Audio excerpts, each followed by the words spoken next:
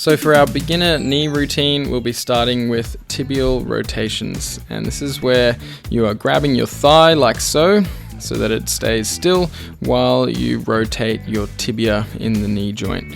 And your tibia is just your shin bone, and this movement, this tibial rotation, is actually really important for foot and ankle function and also for knee function. So you'll be working for 30 seconds on each side with this movement, just rotating in and out as you can see, and you can also add in a rotation with an extension and flexion of the knee joint like so.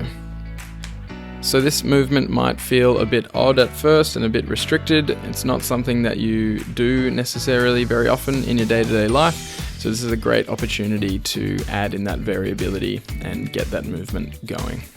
So next up, we'll be moving on to some knee sits, and this is a great movement for building up your knee flexion, range of motion, so taking your bottom all the way down onto your heels, or at least as far as you can. You may find that you will need to use some cushions in between your bottom and your heels, and over time just increase the range of motion that you're going towards.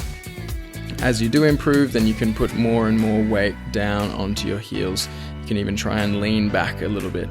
You will find that your quad muscles in your thighs will be working in order to get you back up out of that position. So take this one slowly and at your own pace. Just work within your own range of motion, and you'll be doing that for 1 minute.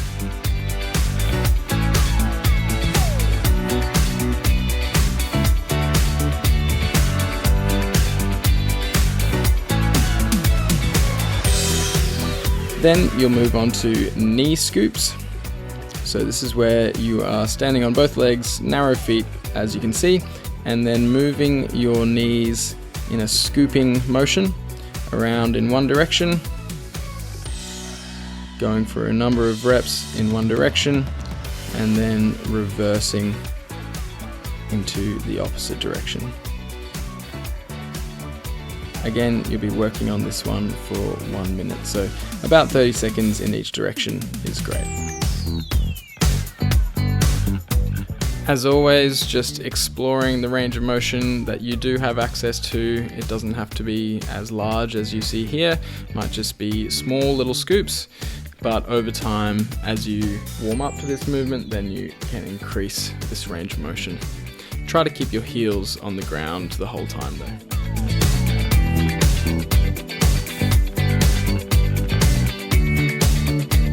Next up, we'll be working on tibial raises for 1 minute. So this is where you're leaning against the wall, have your hands on your thighs like so, and you're lifting your toes up as far as you can.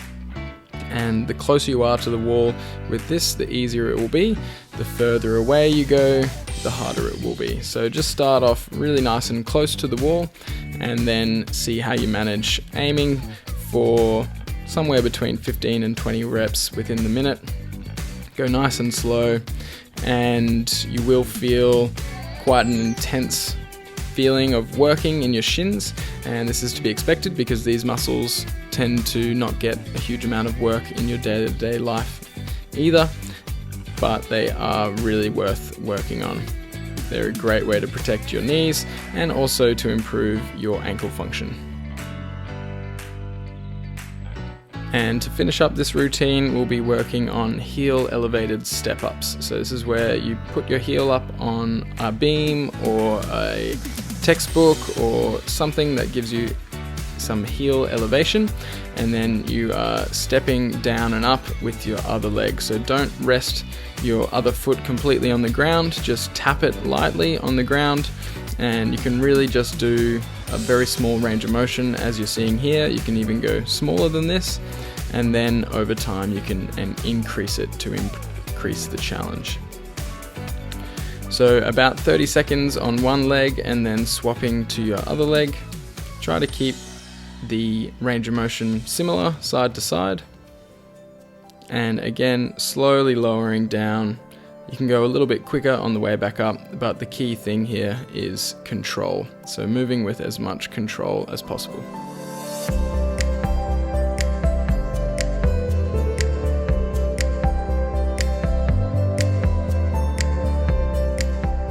So just repeating on both sides. Again, 30 seconds.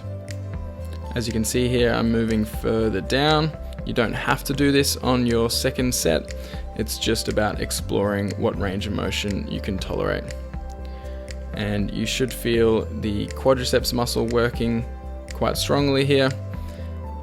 You may feel a little bit of discomfort in your kneecap. If it's significant discomfort, then just back off the range of motion and find a range in which you can work without that significant discomfort. And we definitely don't want to be working through pain here.